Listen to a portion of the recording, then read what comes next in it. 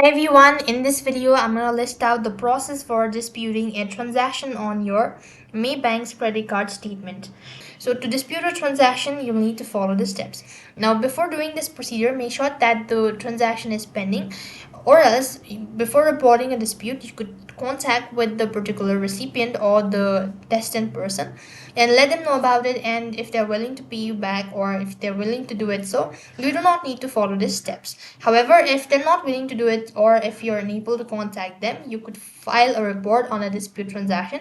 So basically you can go ahead and email your details at this particular email address, and there you need to include your name, your NRIC or a passport number, affected account number, date of the dispute transaction, amount of the dispute transaction, and reason for a dispute, and you'll confirm your receipt of a report as soon as possible and may contact you within 14 days to request any additional information.